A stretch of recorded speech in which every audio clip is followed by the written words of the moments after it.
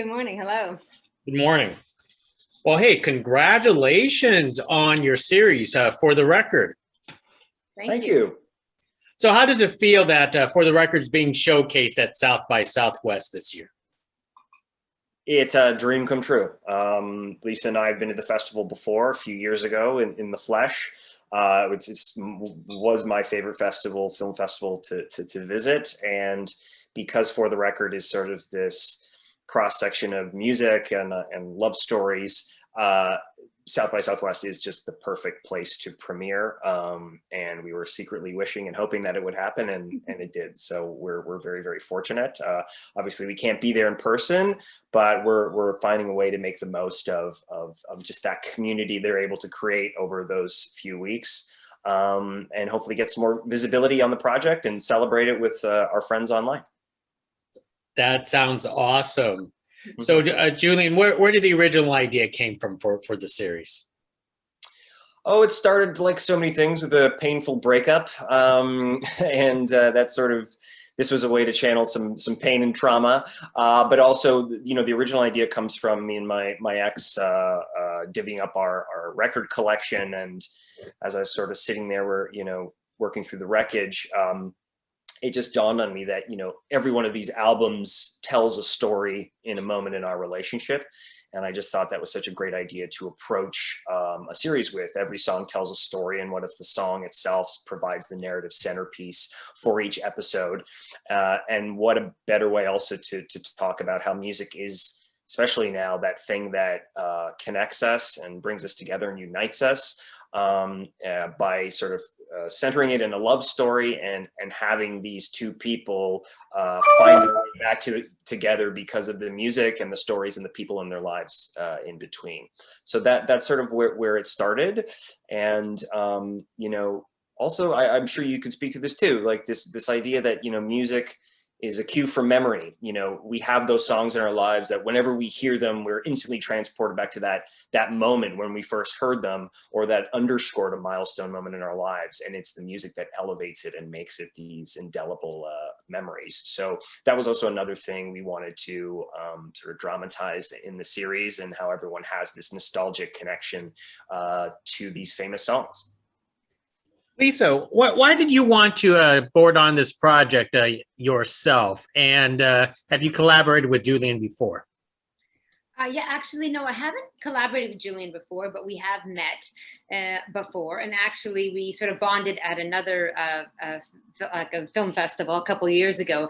And that's when, I'd known of his work, he had known of mine. We both had been in sort of the short form space for a while. And we really connected at that festival. And at that point, he had the short film. And he sent me the film, and I loved it. And I said, what is the series idea here? I had done a few different types of series already. I had done, anthology series. I had done a few serialized series. So I had done a couple different things, but I'd never done something where music was such a centerpiece of a show. And so that's what really excited me and really interests me. I think Julian is an incredible writer. I love his talents as an actor. And so when it was the opportunity, when I knew he was going to pen the show, and he sort of sent me the pitch of what the season would look like, I was hooked right away. And, it's been a great collaboration. We work well together, a little bit yin and yang for each other. And, I also was excited to the opportunity to direct, because it's been a while since I've had an opportunity to direct. So having that opportunity was really exciting. And I'm really drawn to really strong stories with strong characters, right? It's really quite incredible, and it's really challenged to write so succinctly within a short time period, and to really work those scripts and to do that work so that when you actually get to camera, a lot of the heavy lifting is done. You've done the right casting, you've got these amazing locations, and you have a solid script, because without that solid script, you're nowhere. So that was another reason when I read the scripts, I knew we'd be on a really great path, and we'd have a lot of success with the show, which we've had, which is amazing. That is amazing. Julian, when you wrote the script, did you always intended it to be like six episodes in short form? No, we were more ambitious. I think we had like 10 stories originally, and then it just came down to, you know, our resources, the budget we were and the financing we were able to raise. Luckily, we're in a country that supports short form content with you know, some sizable funds and support. You know, the Independent Production Fund, the Bell Fund, Ontario Creates, just really great organizations that are very supportive. And you know, because Lisa and I had success with a couple other shows in that space, we felt like this was just an interesting way to make a full series without being stuck in development hell for 15 years trying to make it a television show. So this way we were able to make something that was really true to ourselves and our voice and sort of put the best version of the show forward. So, you know, if it does get to have a future, fingers crossed, you know, we have something to show for it. But originally, yeah, a lot more ambitious, bigger stories. And then what is also fun though is trying to be economical and the challenge of really distilling those stories and those characters down to their essence. And it can be a challenge, but it's also really rewarding and a fun one when you're able to realize how well you can tell a story without all the other stuff. So that was sort of a great lesson for all of us. But you know, if we get to make it again, you know, a little bit more of this would be great. Well, with the six episode format, who get to choose to direct which episode, or did you guys actually choose it yourselves? Lisa, you want to? Yeah. Yes, we did. So as I said, like Julian and I collaborate on all elements of creative together. So what we did is we knew we wanted to have multiple directors because we have multiple points of view in the episodes. So we wanted to really have that authenticity per episode. So we approached a couple of different directors who we both know socially and we know their work. So Sud Sutherland, who's actually at the festival this year as well, he directed 2 episodes, 3 and 4. And then so we had him direct 2, and then we had another couple, like a husband and wife couple, who directed episode 2, and Teresa Raybeck directed episode 5. And you know, we wanted to have, and then we had another director named Matt who directed episode 6. So they all we chose them because of their specific genre that they normally tend to direct, and also because of the subject matter in those respective episodes. And then that left the opportunity for us to direct episode 1. And so we really tried to pair the story with the director to make sure that the vision was cohesive. Now, also to do that, we had one director of photography. So he shot the whole thing, which also helped with the cohesive. And then we had a few editors who worked on multiple episodes. So again, it's about having that authenticity per episode, but you know, again, that cohesive vision for the whole show, so it doesn't feel disparate. That's an excellent process that provides a consistency throughout it. Yes. Now, the music for each episode was obviously was carefully chosen. Could you talk about the process of that and getting the rights to that? Sure, I can start it off. You know, with the music, it originally started with Pet Sounds by the Beach Boys, because I made this original short film, which is basically the first episode. And I had a very good relationship with a music supervisor here in Canada called David Heyman, who sadly passed away before we finished the show. So this really is a testament to him and his passion for seeing us through all the way to the end. But you know, David originally saw that short, and he's like, "Oh, Beach Boys, yeah, we could probably get that song." You know, I have a relationship with Universal Music and the sync team over there, and they fell in love with it because it was basically an advertisement for their music.